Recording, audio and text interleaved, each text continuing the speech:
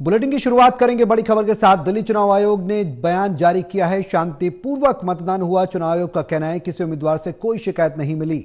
दिल्ली चुनाव में पुनर्मतदान की जरूरत नहीं पड़ी। चुनाव आयोग का यह बयान सामने आया है। ईवीएम मशीनों को सुरक्षित स्ट्रांग रूम में रखा गया है। तो फ्री, फेयर और पीसफुल इलेक्शन का जो दावा चुनाव आयोग के द्वारा किया जाता रहा है, उस पर चुनाव आयोग ने बयान जारी कर इस बात की पुष्टि की है कि दिल्ली विधानसभा चुनाव शांतिपूर्ण तरीके से हुआ है, निष्पक्षता के साथ हुआ है और स्वतंत्र रूप से हुआ है। किसी भी तरह की मतदान के दौरान कोई बाधा पैदा नहीं हुई। सुरक्षा बलों ने पूरी तरह से मोर्चा संभाल रखा था और शांतिपूर्ण तरीके से मतदान हुआ है। तो दिल्ली के विधानसभा चुनाव को लेकर चुनाव आयोग का यह बयान, कहा कि किसी भी उम्मीदवार से कोई शिकायत नहीं आई। हालांकि कुछ एक बूथों पर शुरुआत में हमने देखा कि थोड़ी बहुत झड़प की खबरें सुनी थी, लेकिन सुरक्षा बलों की मुस्तैदी से, जो दिल्ली पुलिस है उसकी मुस्तैदी से, जवानों की मौजूदगी से कोई भी ऐसी जरूरत नहीं पड़ी किसी भी बूथ पर कि पुनर्मतदान कराना पड़े। चुनाव आयोग ने बात अपने बयान जारी करके साफ कर दिए। हमारे सहयोगी प्रणय शर्मा हमारे साथ हैं। ज्यादा जानकारी के लिए सदन का रुख करेंगे। प्रणय, चुनाव आयोग का यह बयान इस बात की तस्दीक करने के लिए काफी है कि free, fair and peaceful election हुए हैं।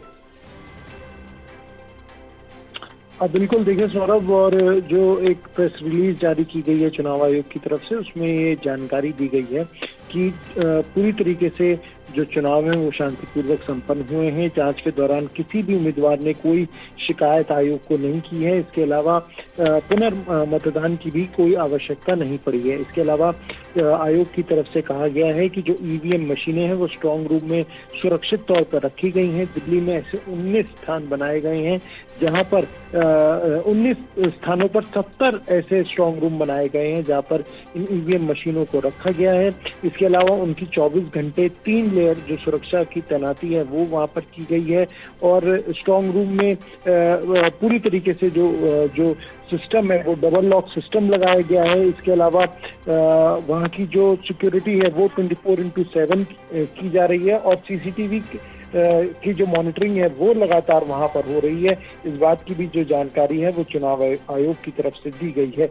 इसके अलावा चुनाव आयोग का ये भी कहना है कि स्ट्रांग रूम के खुलने और बंद होने के दौरान जो वीडियोग्राफी की जरूरत होती है वो भी की जा रही है। यानी पूरी तरीके से ये सुनिश्चित किया जा रहा है कि जो स्ट्रांग रूम है उसमें किसी भी प्रकार से कोई भी लापरवाही उसे रखने के दौरान या वहां पर जब भी स्ट्रांग रूम में कोई भी दाखिल होता है उसकी वीडियोग्राफी भी लगातार जो है वो की जा रही है। ये जानकारी आयोग की तरफ से दी गई है।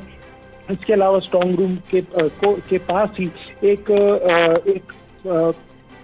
रूम भी बनाया गया है जहां पर मॉनिटरिंग की जा रही है और अधिकारियों के साथ वहां उस जगह की पूरी तरीके से वहां पर किसी भी व्यक्ति को जाने की जो अनुमति है वो वर्जित की गई है। वहां पर किसी को भी अलाउड नहीं है कि वहां पर ऐसे ही जा सके। तो अब ये देखना होगा कि क्योंकि अब बहुत ज्यादा वक्त बचा नहीं है, 8 तारीख को जो मतगणना प्रक्रिया है वो की जाएगी और देखना होगा कि दिल्ली में इस बार किसकी सरकार बनती है। हाँ बिल्कुल प्रणय, और आज के बाद कल का दिन बीच में बचेगा शेष।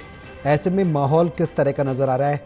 आज सियासी दलों के बीच में किस तरीके की बातें, सुगबुगाहट देखने को मिल रही है? देखिए, हर राजनीतिक दल जो कि सर्वे सामने आए हैं उन्हें अपने हिसाब से देख रहा है और बता रहा है कि उसकी सरकार बनेगी।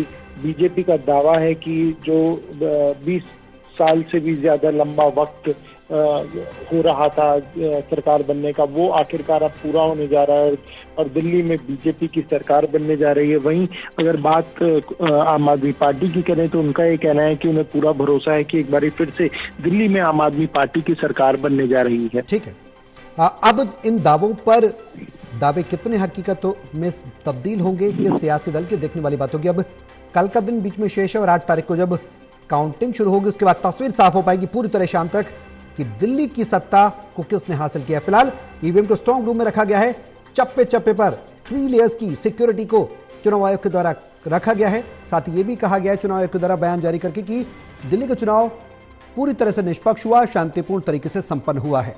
बहुत शुक्रिया प्रणय।